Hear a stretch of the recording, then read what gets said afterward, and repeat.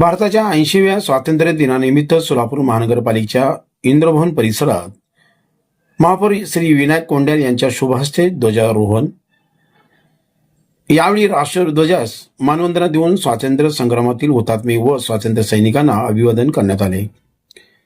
या प्रसंगी उपमहापौर ज्ञानेश्वरी देवकर, सभागृह नेते नरेंद्रजी काळे, स्थायी समिती सभापती रंजिता चाकोते, शहराध्यक्ष तथा नगरसेविका रोहिणी तडवळकर, महिला व बालकल्याण सभापती निर्मलाताई जंगम, कामगार कल्याण व जनसंपर्क सभापती श्रद्धा पवार, महानगरपालिका आयुक्त डॉक्टर सचिन ओंबासे, अतिरिक्त आयुक्त संदीप कारंजे, अतिरिक्त आयुक्त विना पवार, मुख्य लेखाधिकारी रत्नराज जवळगेकर, उपायुक्त सोनाली यादव यांच्यासह महानगरपालिकेचे पदाधिकारी, अधिकारी व कर्मचारी उपस्थित होते। त्यावेळी महापौर श्री विनायक कोंड्याल यांनी सर्व सोलापूरकरांना स्वातंत्र्य दिनाच्या हार्दिक शुभेच्छा देत शहराच्या विकासासाठी महानगरपालिकेचे अधिकारी, कर्मचारी, पदाधिकारी आणि नागरिक यांनी एकत्रितपणे काम करण्याचं आवाहन केले।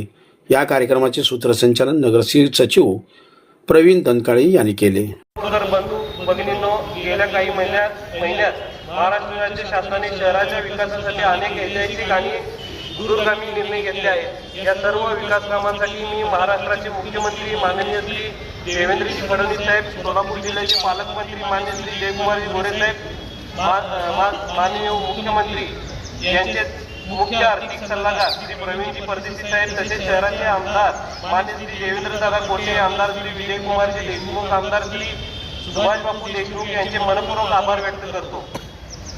त्याचबरोबर या योजनांसाठी पाठपुरावा करणाऱ्या महापालिकेतील सर्व पदाधिकारी, अधिकारी आणि कर्मचाऱ्यांचे विशेष अभिनंदन करतो।